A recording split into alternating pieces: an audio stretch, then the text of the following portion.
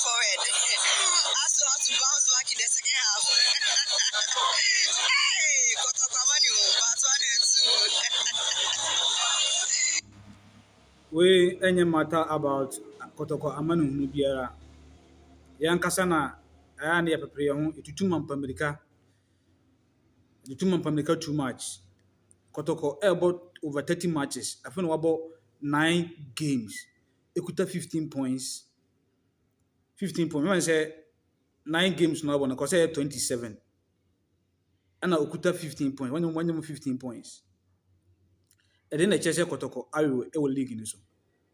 Kotoko either third on the league log. And then I just Kotoko, I will league in so. The other bottom also crown can say. Say the near no yensan kan but if baby no Kotoko so about modern edru baby league in so. Coach Watara, like since last season, Nani Mankoy, what is has a company for some pound. Coach in it to Ayawa in a Juma. As Hanity football, a debut Honoma Ubinya luck, there was Ubinya bad luck, there was Ubinya good luck or Honum. Argentina, yeah, accepted the fact say football, anything can happen in football.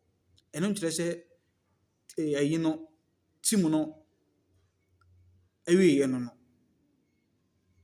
Teams bebree akọ nneema bebree mu. So what I say, yamma coach no atọ ne materials ya ode na adwuma. Nti you should give the coach the benefit and also the ample time. Kotoko last season players na omusi academy Kotoko no. Yes, players nyina na ho no mo. I feel like coach build a new team for the season. Na league you know baby over 30 matches. Na you see how see pam coach Ben Okofanaba. Okopam coach na for different coach ba. And ba ko anko yepe the same agitation am ko for be. Why not say yenya coach na onye na adwuma. Yema ne time na onye na adwuma. Me say emnipa mu no enema betene e dey ma asante Kotoko. It is too early say you best suggest simple say yempam coach Ogum.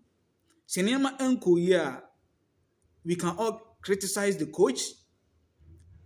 E won ne tax ene ne enema bia ekoso park no so a enko ye ema we can criticize it.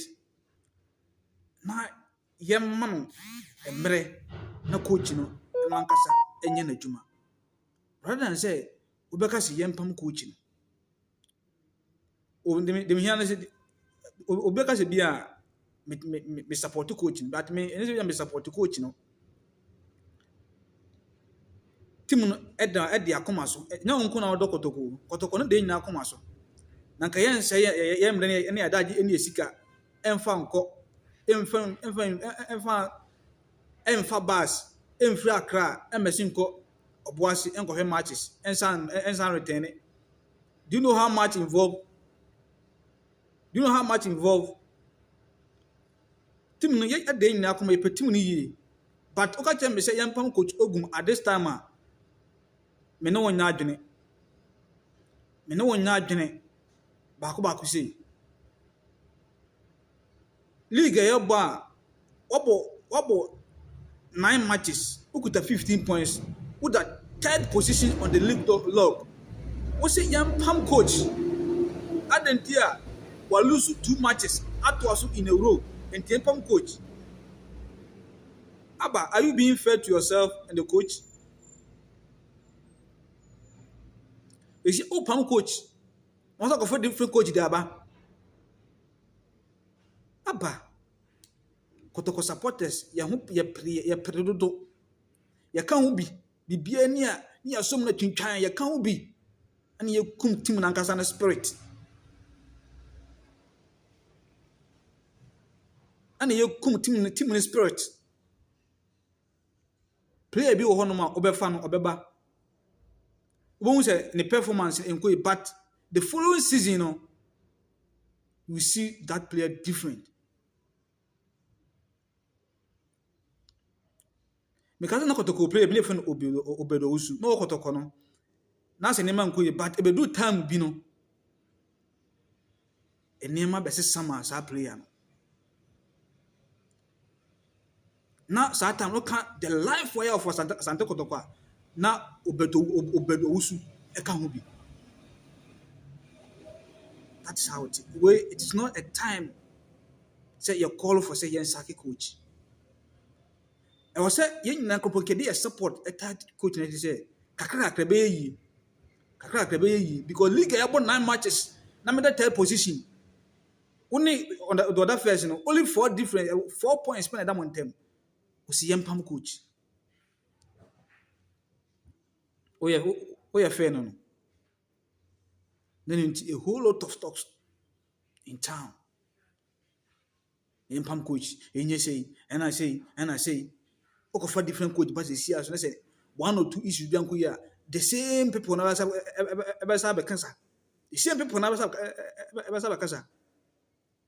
I didn't know what to want. Your man a pine. Your man a time on your juma.